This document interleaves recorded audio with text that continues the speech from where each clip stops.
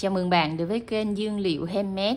Video này Liệu sẽ hướng dẫn bạn móc một mẫu hoa chong chóng chậu mini để bàn. Thì mẫu hoa chong chóng này, cái ý nghĩa của nó rất là hay và đẹp. Để các bạn mà hiểu được ý nghĩa của nó rồi thì các bạn sẽ làm cái chậu chong chóng này để bàn hoặc là làm quà tặng cũng rất là đẹp đó các bạn.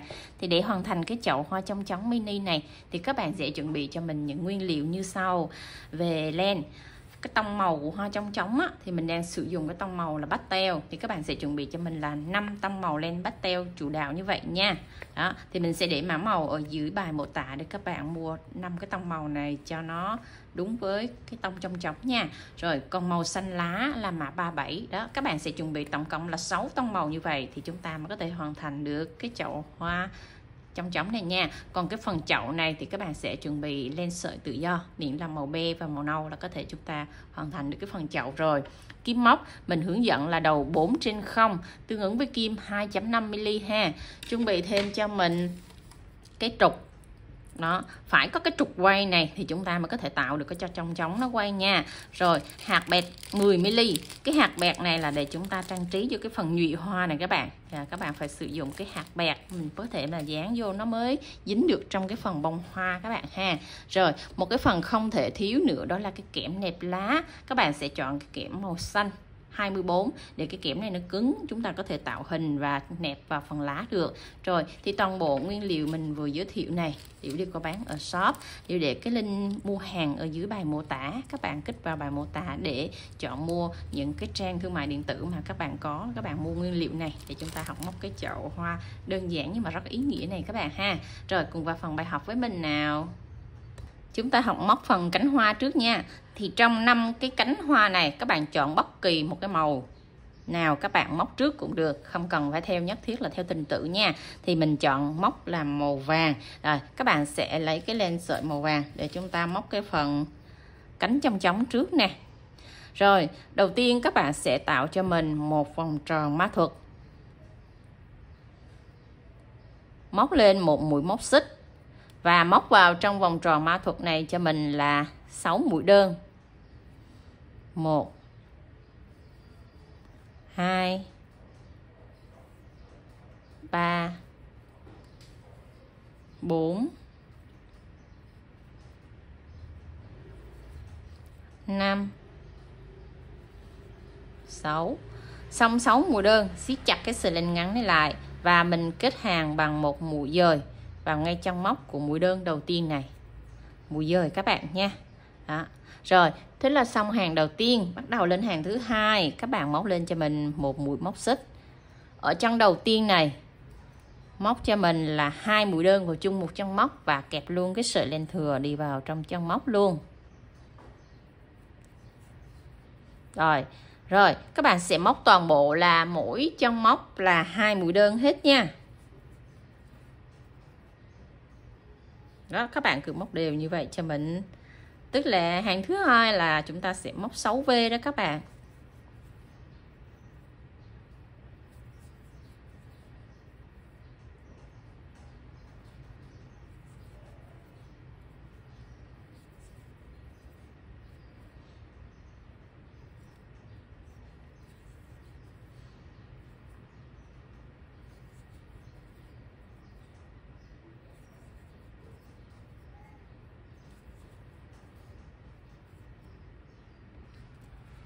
Móc đến chân cuối cùng rồi thì chúng ta cùng kết hàng bằng một mũi dời vào ngay trong móc đầu tiên này. Kết thúc xong hàng thứ hai mình sẽ có tổng là 12 chân móc. Bắt đầu lên hàng thứ ba, móc lên cho mình một mũi móc xích. Chân đầu tiên này chúng ta móc một mũi đơn. Chân thứ hai một đơn. Chân thứ ba một đơn. Rồi chân thứ tư một mũi tăng. Đây, một mũi tăng là các bạn sẽ móc 2 mũi đơn vào chung một chân móc nha. Rồi các bạn sẽ lặp lại công thức như vậy là 3x1v, lặp lại cho mình thêm 2 lần nữa, tổng cộng là 3 lần ha các bạn.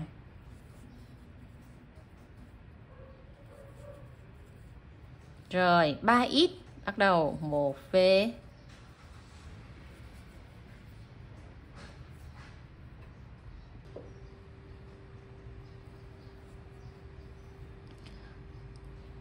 1 2 3. Rồi đến chân cuối cùng này thì chúng ta móc một mũi tăng là mũi V đó các bạn. Rồi xong rồi thì các bạn sẽ móc kết hàng cho mình nha. Thì kết hàng cũng tương tự giống như hàng thứ nhất và hàng thứ hai. Đây thì các bạn sẽ móc một mũi dời để chúng ta kết thúc hàng. Đây là mình đã xong cái phần nhụy hoa rồi các bạn. Xong phần nhụy hoa rồi nha. Bắt đầu lên phần cánh hoa. Rồi các bạn sẽ móc lên cho mình một mũi móc xích. Rồi chân đầu tiên này các bạn sẽ móc cho mình một mũi tăng. Một mũi tăng là gọi là một mũi V đó các bạn. 2 mũi đơn vào chung một chân móc gọi là mũi tăng nha. Rồi chân thứ hai chúng ta sẽ móc một mũi đơn bình thường không tăng. Chân thứ ba các bạn sẽ móc cho mình một mũi tăng. Rồi đó, hàng đầu tiên của phần cánh hoa thì các bạn sẽ có là một mũi tăng, một mũi đơn và một mũi tăng. Đó. 2 1 2. Rồi, bắt đầu lên hàng thứ hai. Các bạn lưu ý là phần cánh này các bạn phải móc chặt tay nha. Rồi lên hàng thứ hai móc lên một mũi móc xích, xoay phần len lại. Xoay phần len lại. Rồi, chúng ta sẽ móc vào chân đầu tiên này một mũi đơn. Và lưu ý móc chặt tay cho mình. Chân thứ hai một mũi đơn. Rồi chân thứ ba một mũi tăng.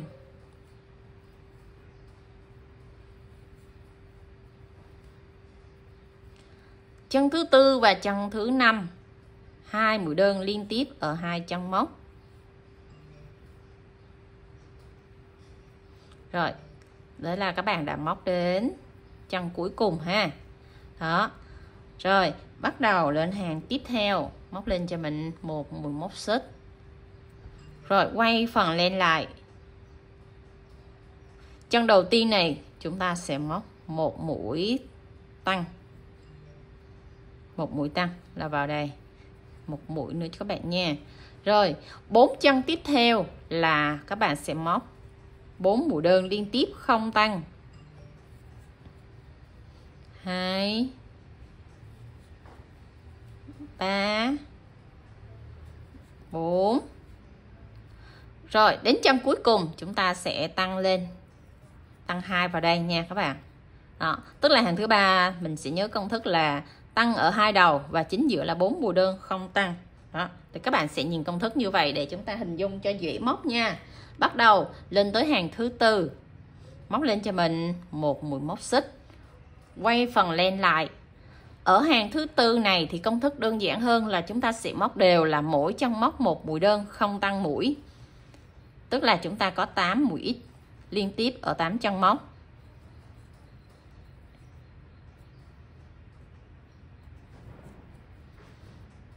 Đó, các bạn cứ móc đều như vậy cho đến hết hàng cho mình nhé.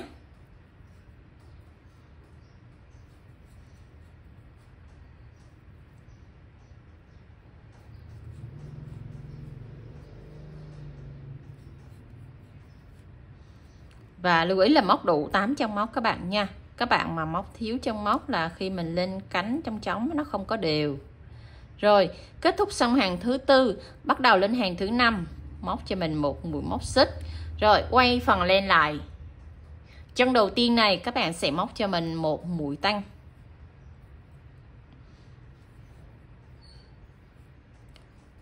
Và 6 chân liên tiếp các bạn sẽ móc cho mình là 6 mũi đơn.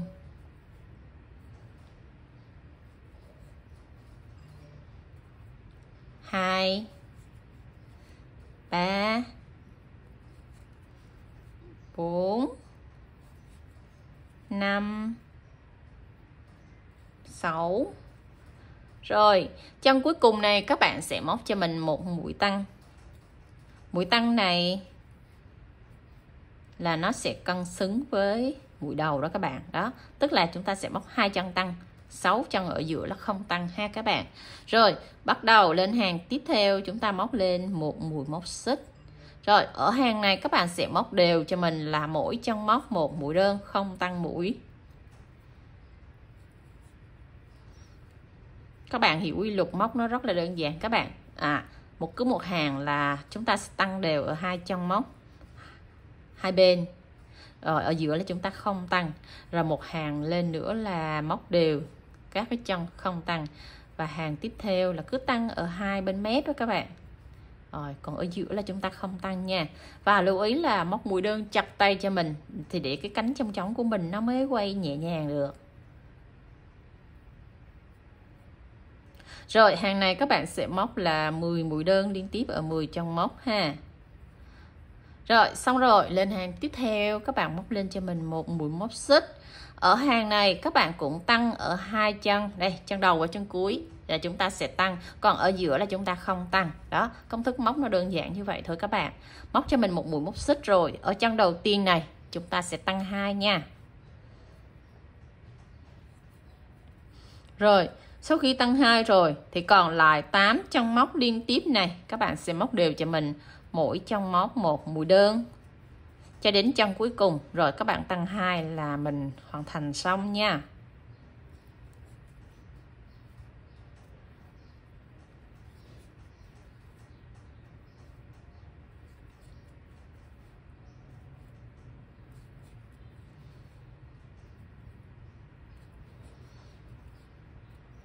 Rồi đến chân cuối các bạn sẽ tăng ở chân cuối này cho mình nè.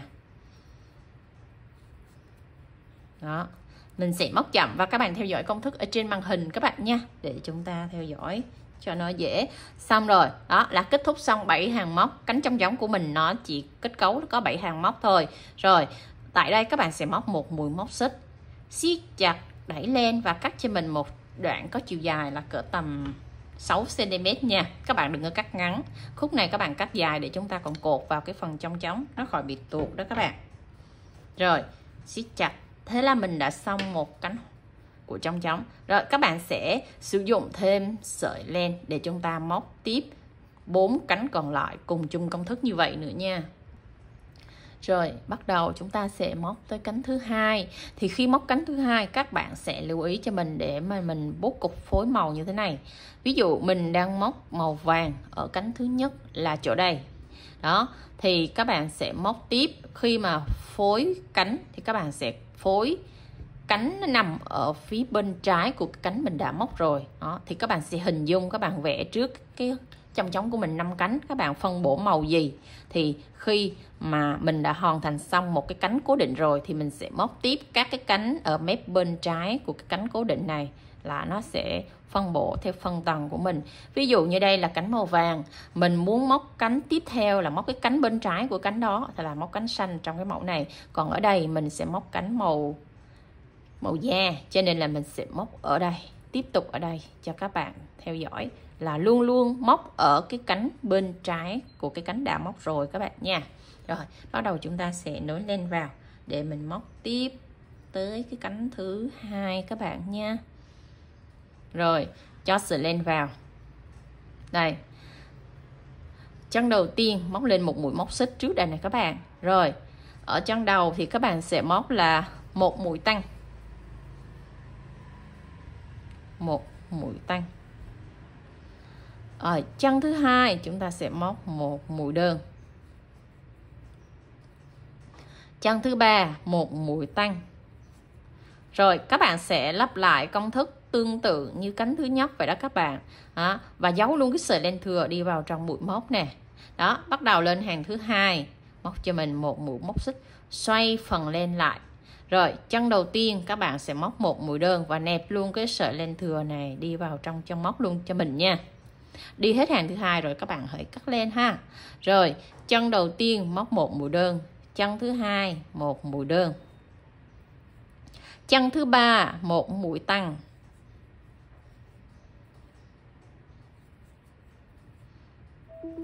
chân thứ tư một mũi đơn. Đó, các bạn cứ móc liên tiếp như vậy cho mình hết thêm 7 hàng móc. Đó, ở đây là mình chỉ cho các bạn cách ráp lên và móc tiếp. Đó, thì các bạn sẽ móc chung công thức của cái cánh này y chang như cánh này nữa. Rồi các bạn sẽ ráp lên tương tự như vậy, móc thêm cho mình 3 cánh còn lại nữa, chúng ta sẽ có tổng là 5 cánh hoa nha.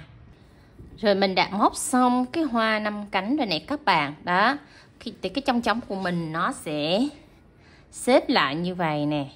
Rồi thì các bạn sẽ dùng cái kim móc của mình sẽ đưa hết những cái sợi mà mình cắt chưa này các bạn. Đây, các bạn sẽ kéo xuống từ từ. Cái mặt phải nè, chúng ta sẽ kéo từ cái mặt phải này nha. Đây là mặt trái. Đó, thì các bạn sẽ đưa cái sợi len kéo nó xuống ngay vòng tròn ma thuật và kéo từ cái mặt phải xuống. Tất cả 5 cánh các bạn kéo hết xuống cho mình luôn. Toàn bộ xuống luôn các bạn. Ở trên lúc này mình nói các bạn là chừa cái sợi len của cái cánh trong trống lại để mình cột nó lại đó các bạn à. Rồi toàn bộ mình đưa xuống hết luôn nha. Rồi đưa xuống xong rồi thì chúng ta sẽ dùng một cái thủ thuật là cột lại nữa. Rồi khi đưa xuống thì nó chưa có chặt, cho nên các bạn phải rút hết từng sợi xuống các bạn nha. Đây, khi mình rút xuống thì tự nó tạo là thành cái cánh trong trống. Bắt buộc các bạn phải rút hết từng sợi nè. Đó. Đây.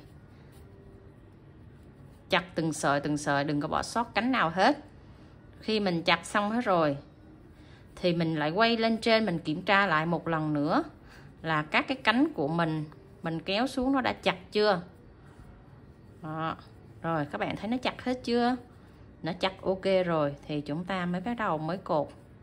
Rút phần dưới là nhẹ đó. Khi các bạn rút á, thì các cái phần trong trống của mình nè nó sẽ tự lên.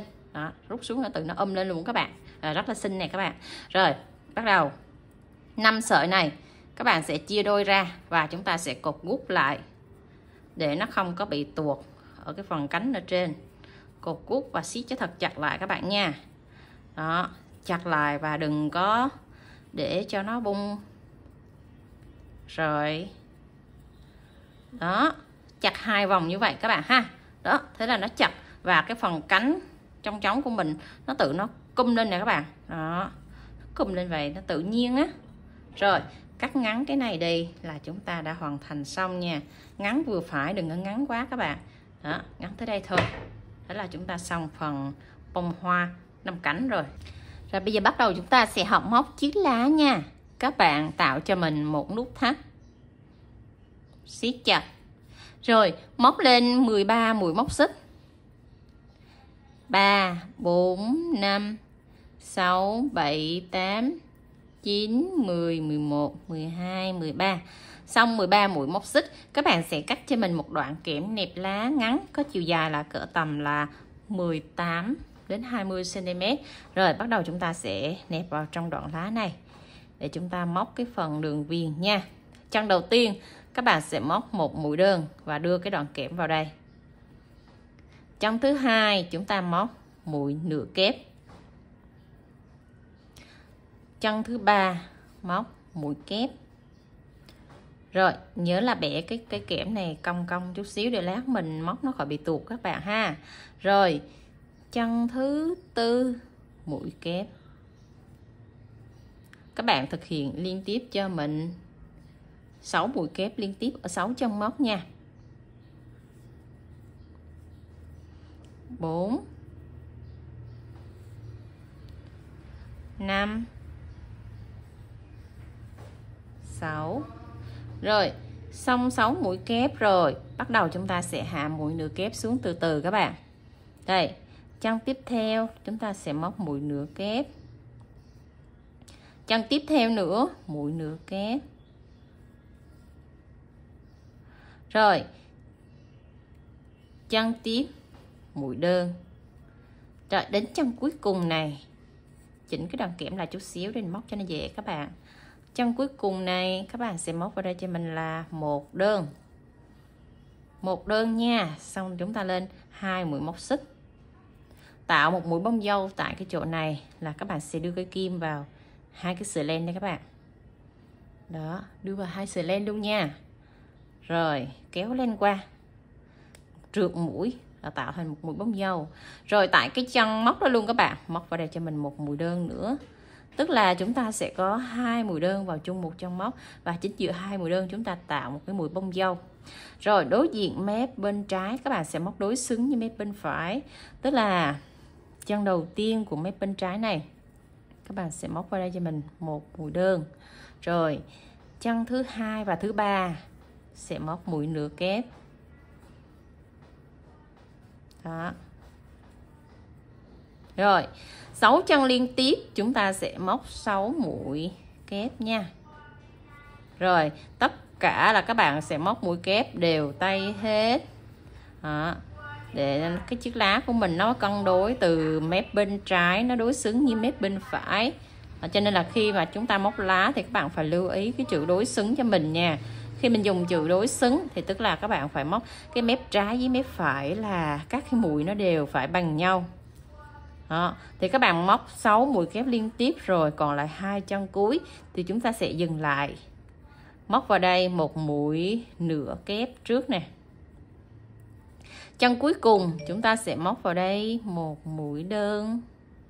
Rồi cái thủ thuật để chúng ta giấu cái kẽm là không có bị lộ kẽm ở phía sau này, thì bình thường là các bạn sẽ giấu kẽm qua đây ha.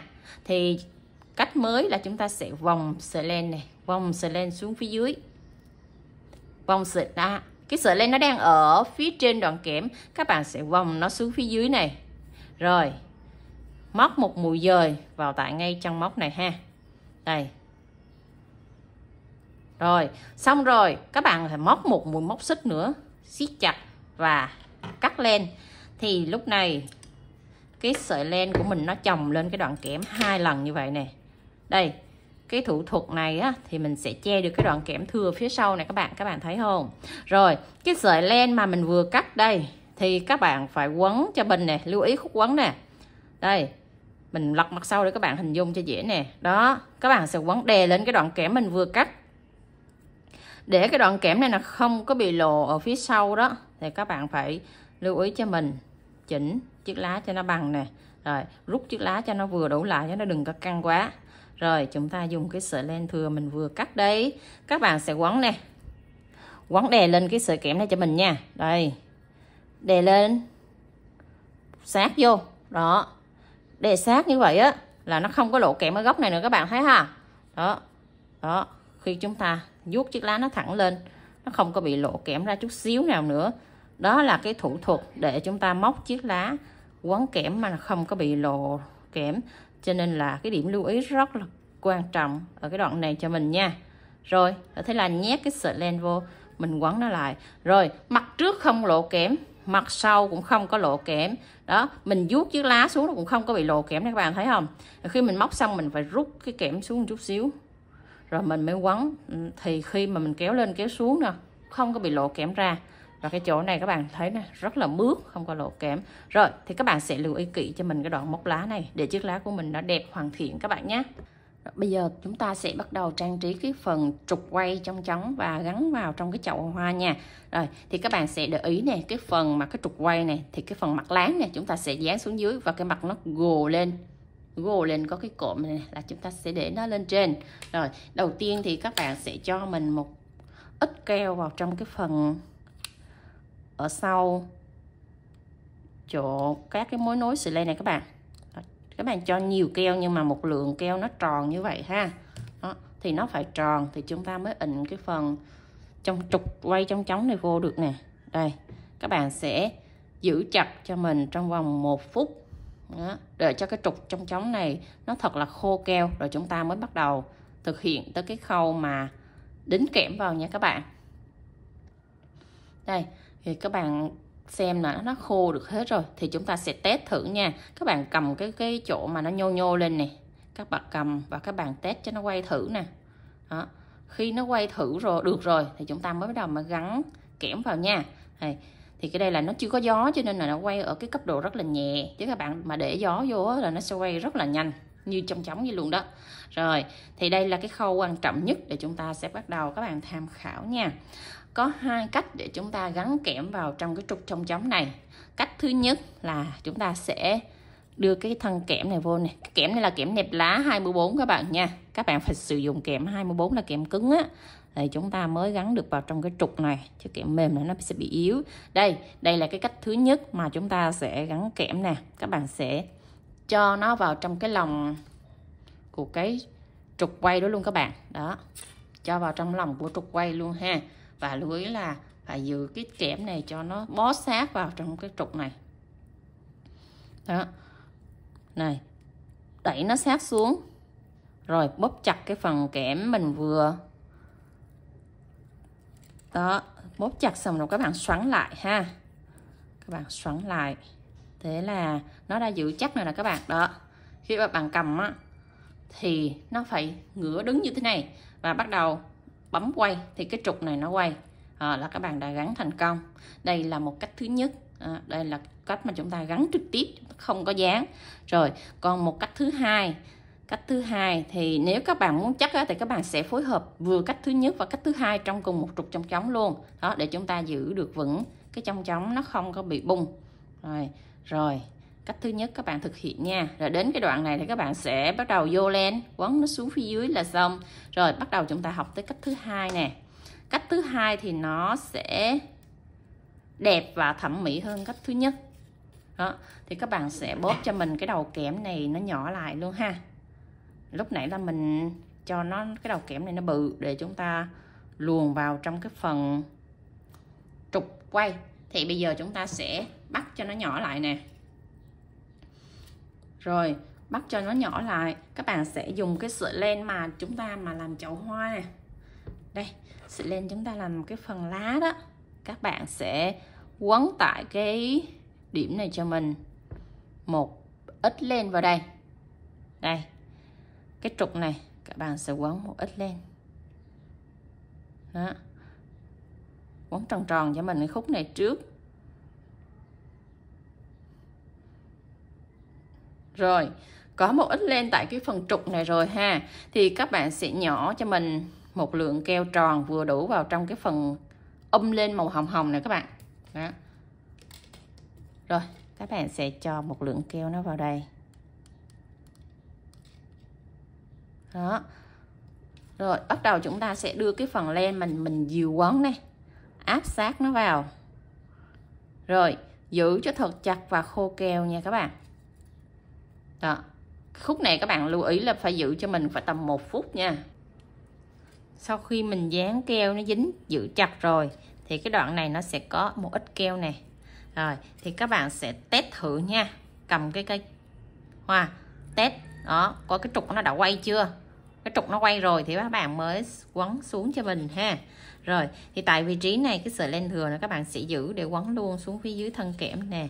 Rồi cái đoạn này các mình cho keo á thì mình sẽ xử lý bằng cách là quấn đè lên những cái chỗ mình cho keo đó cho nó kín lại, nó không có bị lộ keo tại cái vị trí mình tiếp xúc với cái ròng rọc quay nữa nha. Đó, mình sẽ quay rất là chậm để các bạn theo dõi cái cách mà mình quấn cho nó che kín lại cái chỗ mình vô keo này. Đó, phải quấn đè liên tục cho mình 10 vòng tại vị trí đó. Đó, cái điểm tiếp xúc giữa kẽm và keo. Đó, siết chặt lại tại cái cổ của cái kẽm nè.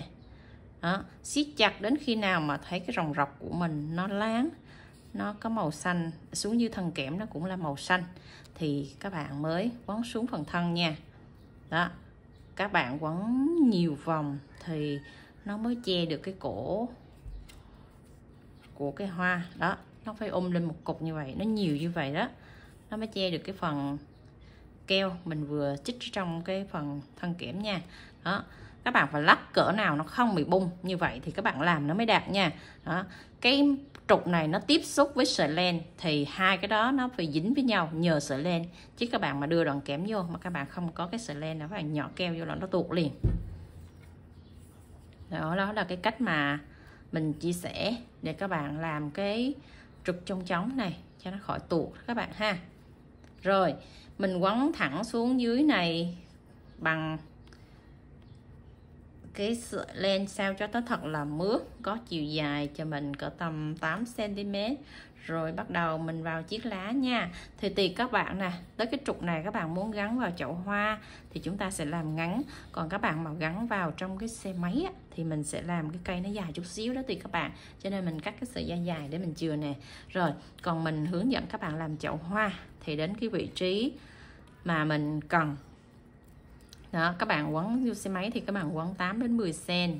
Còn như chậu hoa này á, thì các bạn sẽ sử dụng nè, cái phần lá này nó sẽ gần chạm với phần đài đây các bạn. Đó, các bạn đưa 2 chiếc lá vô, nó chạm sát với phần đài này chút xíu, cách phần đài là khoảng 0,5 cm thì các bạn sẽ đưa cái cặp lá vô nha. Đó, đó là cách mà mình ước lượng nhanh nhất, không cần tính sai. Đó, thì cách là ước lượng như vậy. Đó, tùy các bạn muốn cho cái chậu hoa của mình cao hay thấp thì các bạn cứ ước lượng nè. Đó, đưa chiếc lá vô rồi mình canh nha. Khi mình cho chiếc lá nó xòe ra thì các bạn canh nó cân đối với cái chậu của bạn là được. Rồi thì chúng ta sẽ quấn sát cái vị trí mà mình đưa 2 chiếc lá vô cho mình nè. Canh nha, 2 chiếc lá nó phải nằm ở mặt tiền nè các bạn. Rồi siết chặt tại vị trí mình cho chiếc lá vô, siết chặt và quấn cho mình là 4 đến 5 vòng. Rồi quấn xuống từ chiếc lá mình sẽ quấn xuống cho Liễu là 3,5 cm nữa. Là cái khúc này là chúng ta sẽ trồng vào trong cái chậu hoa này các bạn. Đó, đạt 3,5 cm rồi thì các bạn sẽ nhỏ keo và chốt cái sợi len tại vị trí này luôn các bạn. Miết cho cái đoạn keo này nó láng. Rồi cắt sát cái vị trí mình vừa chốt keo đó, 3,5 cm để chúng ta trồng cái hoa vô chậu nha. Còn các bạn mà làm để chúng ta gắn vào trong xe máy á thì các bạn sẽ quấn nó dài tùy theo cái sở thích của mình ha. Rồi thế nên là mình đã hoàn thành xong cái cành. Chúng ta sẽ chọn một cái chậu để chúng ta cắm vô nha. Ở đây mình có link hướng dẫn móc chậu, mình để cái link này dưới bài mô tả hoặc là bài cái bình luận đó, mình có ghim cái link móc chậu này ở dưới bài bình luận để các bạn mở cái link đó các bạn học móc chậu nha. Tại vì mẫu này mình có hướng dẫn ở video trước rồi cho nên mình không có hướng dẫn lại thêm. Rồi ở đây có 2 size chậu thì mình test thử ha, tùy vào tay móc của các bạn. Các bạn test thử là chậu lớn hay chậu nhỏ cho nó vừa. Đó, tùy cái tay móc cho nên nó ra được cái size. Đây mình đang test cái chậu size hơi lớn xí nè. Rồi mình test qua chậu size nhỏ nè. Đó, thì các bạn thấy cái size nào nó hợp với cái chậu của mình thì mình gắn nó vào ha. Đó, đó là công thức mình gắn hoa vào chậu thì mình có hướng dẫn kỹ cho các bạn trong cái phần làm chậu rồi, thì các bạn sẽ theo dõi để chúng ta làm được một cái chậu hoàn thiện nha. Rồi thì mình cắm thử vào thì mình thấy cái chậu nhỏ nó hợp với cái trong trống này hơn thì chúng ta sẽ mix vô chậu nhỏ. Rồi thì mình hướng dẫn cho các bạn để các bạn hoàn thiện vô trong cái chậu nhỏ này luôn ha.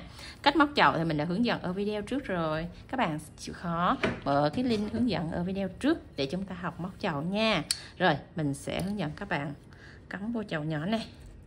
Cái mặt đất mà chúng ta móc xong thì nó hơi khít ở vòng tròn ma thuật thì yêu cầu các bạn phải nong cái lỗ nó ra như thế này bằng cái mũi nhọn của chiếc kéo. Xong rồi thì chúng ta sẽ test thử coi cái độ mướt khi mình cắm vào cái hoa này. Đó, cắm vào nó phải mướt được như vậy rồi thì chúng ta mới cho cái ít keo nó vào đây để chúng ta cố định cái chậu hoa này vào nè các bạn nè. Rồi các bạn thấy nè, mình cho một lượng keo khoảng cỡ là 4 hạt đậu vào trong cái mặt đất này nè. Đó, đâm sát cái mũi chích keo vào xuống đó nha. Đó, nó vừa đủ, keo nó đừng có tràn lên quá. Đó, nó vừa đủ như vậy thôi các bạn. Rồi chúng ta sẽ cho cái cây hoa vào đây. Khi mình đẩy cái hoa thì cái keo của mình nó sẽ vô tình nó đẩy xuống dưới mặt đất luôn. Đó, đẩy sát vào trong thân chậu luôn đó các bạn. Đó, là cái keo nó không có tràn lên nữa, đẩy sát xuống ha. Rồi cái sợi dây mình vừa chừa này nè, các bạn sẽ rút chặt cho mình ha, cho cái lỗ của cái vòng tròn ma thuật ở cái mặt đất á, nó sẽ khít lại. Khít lại xong rồi thì chúng ta sẽ dùng cái kim móc nè, rút cho mình giấu cái sợi len này luôn. Để mà mình hoàn thiện xong cái phần chậu là mình sẽ giấu cái sợi này luôn, là mình cắt là xong đó các bạn. Đó là cái cách mà mình làm chậu nó đẹp bằng mặt đất, chậu nó không có bị đổ và cái mặt đất mình nó không có bị hở keo. Rồi thì các bạn sẽ theo dõi kỹ các cái video mình hướng dẫn cách làm chậu á. Đó, thế là cái cách mình đã hướng dẫn cho các bạn. vừa vô keo vừa xử lý được phần mặt đất. Đó, cái chậu nó không có bị ngã. Rồi cắt len thừa. Thế là chúng ta đã hoàn thành xong được một cái chậu hoa chong chóng rất là xinh xinh, cưng lắm luôn các bạn ơi. Rồi các bạn thấy video này hay cho Liễu xin một like với nha, và để lại phần bình luận bên dưới nếu có đoạn nào các bạn chưa hiểu rõ đó, mình hướng dẫn các bạn nhanh đó, các bạn chưa hiểu rõ thì các bạn cứ để lại bình luận, mình sẽ trả lời các bạn trong thời gian sớm nhất để các bạn hoàn thiện cái chậu hoa chong chóng xinh xinh này nha. Bye bye, hẹn gặp lại các bạn ở những video sau nha. See you.